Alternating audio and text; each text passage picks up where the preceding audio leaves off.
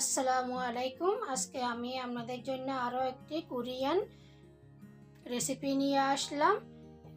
আচার বলেন, সালাদ বলেন, একটাই নাম কোরিয়ান কিমচি।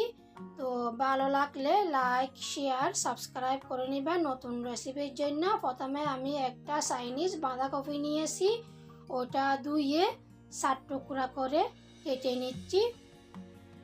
কেটে আমি ছোটো ছোটো করে কিউব কিউব করে নিব। প্রথমে যে শক্ত অংশটা আছে ওটা আমি কেটে ফেলে দিচ্ছি, তারপর আমি এইভাবে কেটে নিচ্ছি। আপনারা আপনাদের পছন্দ মতো করে কেটে নিতে পারেন।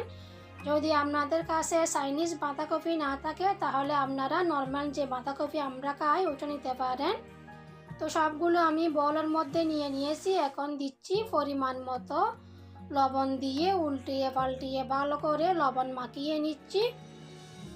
পাতাগুলো নরম হবে, তারপরে যে ব্যাকটেরিয়া বা জীবাণু থাকে ওগুলো মরে যাবে।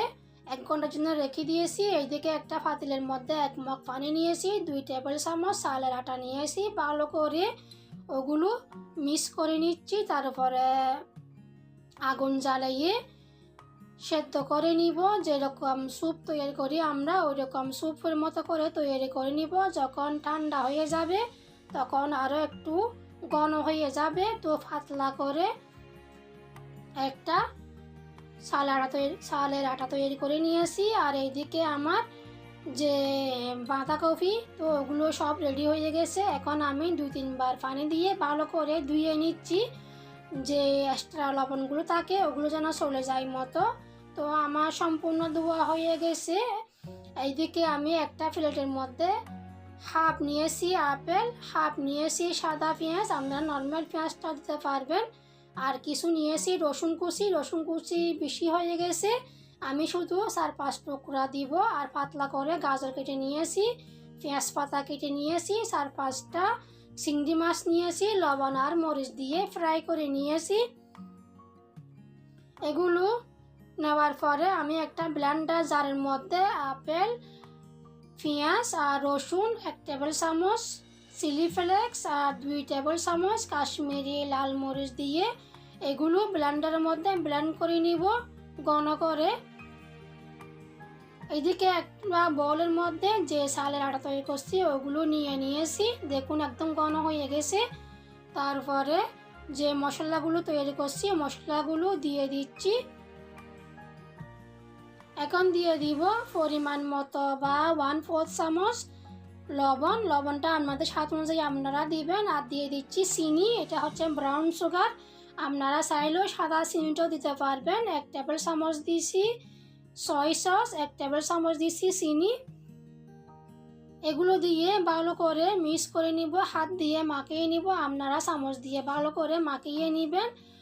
আর কিমচি রেসিপিটি তৈরি করার নিয়ম হচ্ছে ফিশ সস, মাছের সস আর তিলের তেল কতগুলো আছে, লবণের চিংড়ি মাছ যেগুলো আমরা বালাসাও বলি ওগুলো।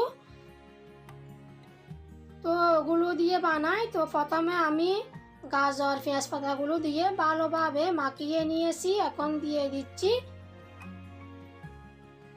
বাঁধাকপিগুলো বাঁধাকপিগুলো দিয়ে আবারও ভালো করে হাত দিয়ে মাখিয়ে নিচ্ছি। আপনারা চামচ দিয়ে মাখাইতে পারবেন, কোনো সমস্যা নাই। ভালো করে একটু মাখিয়ে নিতে হবে। ভালো করে মাখানো হয়ে গেলে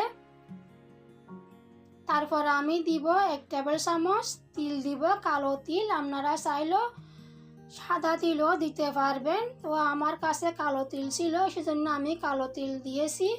কালো তিলগুলো দিয়ে আবারও ভালোভাবে মাখিয়ে নিব। মাখিয়ে একটা বয়াম বা জারের মধ্যে নিয়ে নিব। প্রথমে আমি জারটা গরম পানি দিয়ে ভালো করে ধুয়ে মুছে নিয়েছি। এখন সবগুলো কিমচি জারের মধ্যে নিয়ে ঢাকনা বন্ধ করে ফ্রিজের মধ্যে রেখে দিব। একদিন পরে ফিরে আসব। তারপরে এটা যখনই খাবেন ফ্রিজ থেকে বের করে খাবেন, তারপরে ফ্রিজের মধ্যে রেখে দিবেন। এভাবে খাইতে হবে। আর যদি আপনার ঠান্ডা খাইতে না পারেন তাহলে নর্মাল টেম্পারেচারে নিয়ে আসবেন। ভালো লাগলে লাইক, শেয়ার, সাবস্ক্রাইব করে দিবেন।